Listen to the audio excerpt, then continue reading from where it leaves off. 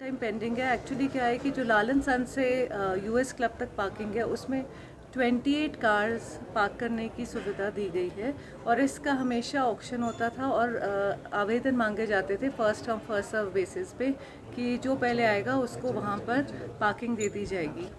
Issue क्या है कि यहाँ पे इन्होंने सबसे ज़्यादा एमसी ने चार्जेस रखे हुए हैं पार्किंग के as compare to other parkings. तो हमने उम्मीद की थी कि रेवेन्यू अच्छा जनरेट हो जाएगा, बट यहाँ पे क्या हुआ कि सिर्फ 11 लोगों को वो पार्किंग दी गई है और बाकी लोग जो देना भी चाहते थे उन्होंने जब ये देखा कि वहाँ पर पार्किंग ही नहीं मिल रही है क्योंकि बिना परमिट की गाड़ियाँ वहाँ पर अप्लाई कर रही है और प्लस कोई केयर टेकर नहीं है वहाँ पे कि कोई चेक कर सके कि जो गाड़ियाँ वहाँ पर आ रही हैं क्या ये वही हैं जो पंजीकृत हैं एमसी के साथ। तो जो गाड़ी आती है वहाँ पर बिना परमिट के और बिना पंजीकरण के वहाँ पार्क हो जाती हैं। विद द रिज़ल्ट क्या हो रहा है कि जो व्यापारी है जिसने भी वहाँ पे आना है वो वहाँ पे पार्क नहीं कर पाता गाड़ी और वो वहाँ पे पार्किंग के फिर अमाउंट भी नहीं दे पा रहा है। तो ये एक बड़ा सीरियस मैटर था जो काफ़ी असुविधा क्रिएट कर रहे हैं लोगों में भी और प्लस एमसी खुद भी अपना रेवेन्यू लॉस पे जा रही है इस वजह से। मेरा यही था कि आजकल बच्चों को और बड़ों को बुज़ुर्गों को बहुत स्ट्रीट डॉग्स जो हैं वो काट रहे हैं और उनकी तादाद भी बढ़ती जा रही है। तो मुझे ये आश्वासन दिया गया, वैसे तो खैर चल रहा है कि ये लोग स्टरलाइजेशन करेंगे तो कहते हैं उनकी संख्या थोड़ी फिर कम भी होगी और उनको इंजेक्शंस लगाए जाएंगे।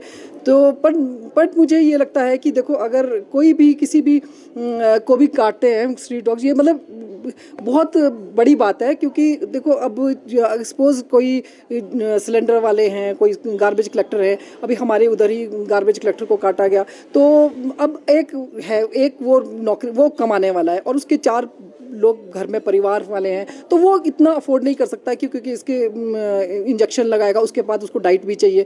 तो मुझे और उसने फिर ऐसे में वो क्या काम करेगा बेचारा। तो आप ये सोचिए, तो मुझे ये लगता है कि नहीं, इसका कुछ समाधान होना चाहिए। और मैं अगेंस्ट नहीं हूँ डॉग्स के कि डॉग्स को, बस मुझे ये है कि थोड़ा सा बीच मार्केट में जो जहाँ पे भी ये लोग चल रहे हैं तो उनको थोड़ा सा डॉग्स को अलग रखे, मतलब अलग जगह हो वहाँ पे फीड किया जाए, बीच में कहीं ना फीड किया गया क्योंकि मॉर्निंग में बच्चों ने भी स्कूल जाना होता है और बच्चों को भी काटते हैं। कई बच्चों को मतलब स्ट्रीट डॉग्स ने शिकार बनाया है अपना। तो ये मेरी वो थी नगर निगम से। हाँ जी, जवाब क्या मिला? जवाब तो उन्होंने यही कहा है कि जो फिरोशियस डॉग्स होते हैं तो हम उनको उठा के ले जाएंगे और ले भी जाते हैं 3-4 दिन के लिए, मतलब उनको थोड़ा सा अलग रख के फिर पर उनको उसी जगह पर फिर 4-5 दिन बाद छोड़ दिया जाता है कि उनको जो भी उनकी बिहेवियर को वो देखते हैं और इंजेक्शंस वगैरह जो भी लगाते हैं। अगर डॉग में कोई कुछ उसको है प्रॉब्लम तो वो तो 10 दिन बाद वैसे ही मर जाता है। तो हाँ जी, बिल को लेकर भी मामला उठाया था कि पानी के बिल आ रहे, लाखों के बिल आ रहे। हाँ जी, हाँ जी, हाँ जी, हाँ, बिल तो पानी के बिल आ रहे हैं क्योंकि उन्होंने एक तो क्या है कि कई लोगों को तो 1-1 साल का बिल नहीं आया था। तो मुझे ये नहीं समझ आता कि अगर 1 साल से बिल नहीं दिया गया तो आप लोगों ने उसको प्लग क्यों नहीं किया कनेक्शन। तो वो कनेक्शन को प्लग करना चाहिए था और आप 1 साल बाद दोगे, फिर लाखों का देंगे, हज़ारों का देंगे, तो वो तो किसी भी इंसान को देना मुश्किल हो जाता है। मेरा यही क्वेश्चन था। कंपनी द्वारा क्या था? इन्होंने कहा कि अगर कोई ऐसी प्रॉब्लम है या कोई बिल में कोई कुछ होगा तो उसको हम देखेंगे, उसको रेक्टिफाई करेंगे, यही उनका जवाब था। Thank you. जैसा कि आज मैंने पेपरों के माध्यम से भी आपने पढ़ा होगा कि उसमें भाई भतीजा बात को लेके कुछ बातें सामने आई थी। तो इन्हीं चीज़ों को लेके कुछ लोगों ने जो थी वो कंप्लेंट कर रहे थे कि ट्रांसपेरेंसी जो है वो नहीं हुई है। जब ये ड्राइवर्स की पोस्टें निकली थी तो इनको सीधी भर्ती के द्वारा जो था वो नहीं रखा गया था। तो इसी विषय को लेके आज मैंने क्वेश्चन लगाया था। तो मैंने उसमें पूछा था कि पिछले 5 सालों में आपने जो है वो ड्राइवर रखे तो उनकी भर्ती जो वो किस उस पे की हुई है। तो मेरे को आंसर में ये उन्होंने जवाब दिया था एमसी ने कि हमने 62 ड्राइवर रखे थे और उनकी सीधी भर्तियां नहीं की थी। और मेरा जो मेन मोटिव था इस क्वेश्चन को लगाने का वो ये भी था कि पिछले हाउस में मैंने पॉइंट ऑफ ऑर्डर लिया था, उसमें पूछा था कि कोरोना काल में जैसे जो थे सफाई कर्मचारी रखे गए थे, तो सफाई कर्मचारी जब रखते हैं तो कुछ एक फैमिलीज जो गरीब लोग होते हैं उनको भी रोज़गार का, एम्प्लॉयमेंट का एक जो है वो मौका मिल जाता है, रोज़गार मिल जाता है। तो मेरे को जवाब मिला था कि सैब सोसाइटी के थ्रू ही जो है ये सफाई कर्मचारी रखे जाते हैं, तो उनको रखने के लिए जब पैसा वहन जो है वो नहीं कर सकते हम, इसलिए हमने सफाई कर्मचारी नहीं रखे। तो इन्हीं कुछ बातों को ध्यान में रखते हुए मैंने ये क्वेश्चन लगाया कि ये जो ड्राइवर हैं, इन ड्राइवरों को जो पे दी जाती है उनका खर्चा कौन वहन करता है। तो जहाँ तक मैंने इस उसमें कार्य किया है, तो मुझे ये जानकारी मिली कि जो 62 ड्राइवर रखे हुए हैं उसमें 32 ड्राइवर सैब सोसाइटी के हैं और 30 ड्राइवर जो है वो एमसी के हैं।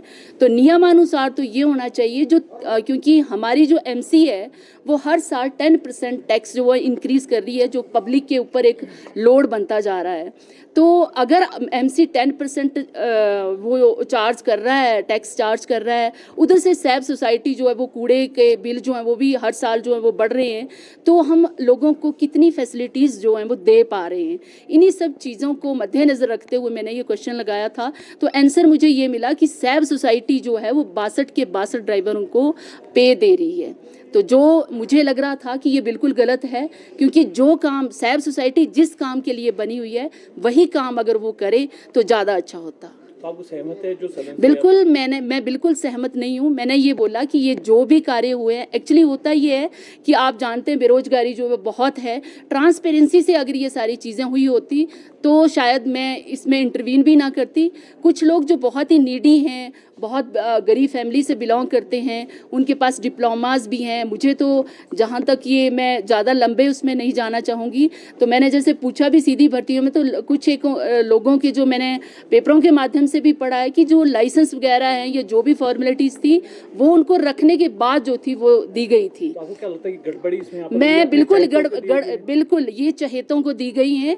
और क्योंकि आप देखेंगे कि जो यहाँ पर अगर फादर और बेटा एक ही उसमें काम का एज ए ड्राइवर काम कर रहे हैं, तो कुछ और भी कर्मचारी हैं जो भाई भतीजा के अंडर ही आते हैं। इन्हीं सब चीज़ों को देखते हुए मैंने ये क्वेश्चन लगाया था। तो आपको क्या लगता है कि इसमें आगे क्या होगा? क्योंकि मैंने ये मांग की है कि ये ऐसी धांधलियाँ नेक्स्ट टाइम जो भी होंगे और भी आउटसोर्सेज के द्वारा कर्मचारी रखे जाएं, तो इनकी प्रॉपर विज्ञप्ति निकाली जाए, लोगों तक ये जो नीडी लोग हैं वहाँ तक ये बात पहुँचनी चाहिए, और ट्रांसपेरेंसी के थ्रू जो है वो अपनी पूरी फॉर्मेलिटीज़ को पूरा करते हुए उन्हीं लोगों को उसमें किसी भी डिपार्टमेंट में रखा जाए।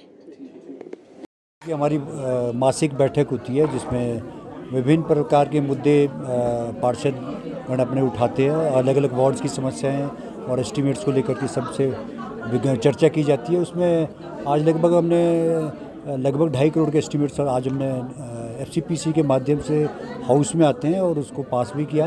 और वार्ड के जो अलग अलग समस्या, एक लाइट्स को लेकर के, स्ट्रीट लाइट्स को लेकर के काफ़ी समस्या थी, जो अलग अलग वार्ड्स में सभी लोगों ने उसमें अपने विचार भी रखे।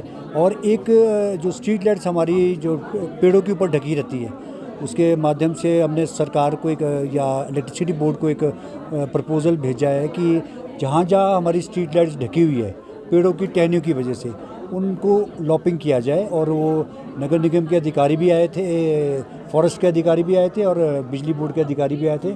उनको हमने लॉपिंग के लिए कहा है और उसका हाउस में हमने प्रस्ताव भी पास किया है, क्योंकि बहुत सारे ऐसे स्ट्रीट लाइट्स हैं जहाँ पर स्ट्रीट लाइटें तो लगी हैं लेकिन उसके टहनियों की वजह से ढकी हुई है।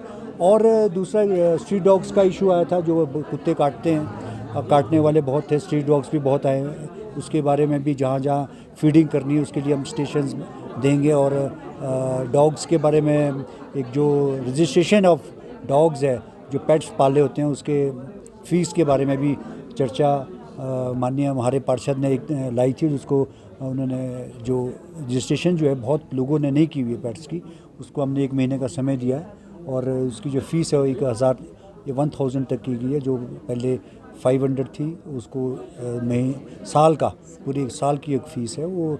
और मेरा सभी से निवेदन भी रहेगा जो पेट्स जिन्होंने पाले उसकी रजिस्ट्रेशन करवाएं, और ताकि सभी लोगों को इसको जानकारी भी मिले। और बाकी एस्टीमेट्स और काम थे जो विभिन्न तरह के अलग अलग वार्ड्स में जहाँ जहाँ होने हैं उनके बारे में चर्चा हुई। सर, अधिकारियों के नदारद रहने का मामला फिर से सदन में आया है, लगातार आ रहा है, फिर भी अधिकारी मौजूद नहीं थे, बहुत से अधिकारी नहीं थे। देखिए, इसमें एक या दो तीन डिपार्टमेंट के अधिकारी या जो थोड़ा सा निचले लेवल का ऑफिसर था, हमने नोटिस उसमें एक ग्रेड ऊपर दे करके दिया। चाहे वो अगर फॉरेस्ट का कोई अधिकारी नहीं आया तो हमने चीफ कंजर्वेटर तक को नोटिस दिया, और इसके एक प्रक्रिया हमारी 2 दफ़ा होगी, तीसरी दफ़ा हम उसको सरकार के पास भेजेंगे कि और आप इस पर कार्रवाई की जाए। और ये इलेक्टेड बॉडी है, इसमें अनस्टेबल होते हैं हम लोग, इसको गंभीरता से लेना पड़ेगा। नहीं तो मैंने अपने अधिकारियों को से भी कहा है, और जो भी संबंधित अधिकारी दूसरे डिपार्टमेंट के, उनको यहाँ आना पड़ेगा, क्योंकि महीने में एक दिन जवाब देना होता है, और ये पब्लिक के जुड़े हुए मुद्दे होते हैं। इसका जवाबदेही ज़रूरी है। अगर नहीं होगी तो हम उसमें कार्रवाई सरकार के समक्ष भेजेंगे। तो भाजपा पार्षद द्वारा जो है चालक भर्ती को लेकर यहाँ पर बात की गई, आरोप लगाया गया है नगर निगम पर कि अपचाहितों को जो है वो भर्ती यहाँ पर की गई थी। ये मामला भी सर आज सदन के अंदर आया है, इसमें क्या चर्चा हुई, क्या निश्चित? देखिए, जब मुझे अभी लगभग 4-5 महीने हुए, ये पिछले टेन्योर की बात कर रहे हैं, भाजपा पार्षद भी जो इन्होंने उठाया था, उन्होंने इस बारे में कोई चर्चा की है कि इसमें भर्तियों में धांधली है। अगर वो उनको ऐसा लगता है, हम निश्चित तौर पर इसमें कार्रवाई करेंगे, देखेंगे भी कि आप क्या हो सकता है, क्या इसमें इसमें भर्ती में कोई इस तरह का गलतियाँ हुई है, तो उसको हम देखेंगे भी। क्योंकि मेरे समय में हम अभी 5-1 महीने हमें हुए, तो उसके बारे में भी देखेंगे कि उन्होंने पॉइंट ऑफ ऑर्डर के माध्यम से चर्चा की थी, और उसको मैंने संज्ञान में भी लिया। कमिश्नर साहब को भी आदेश किए कि आप इसको देखिए। सैनिटरी इंस्पेक्टर की भर्ती का मामला था और उस पर कार्रवाई की जा रही थी जॉइंट कमिश्नर के द्वारा। कहाँ तक वो कार्रवाई पहुंची है और क्या उसका निष्कर्ष निकल सकता है?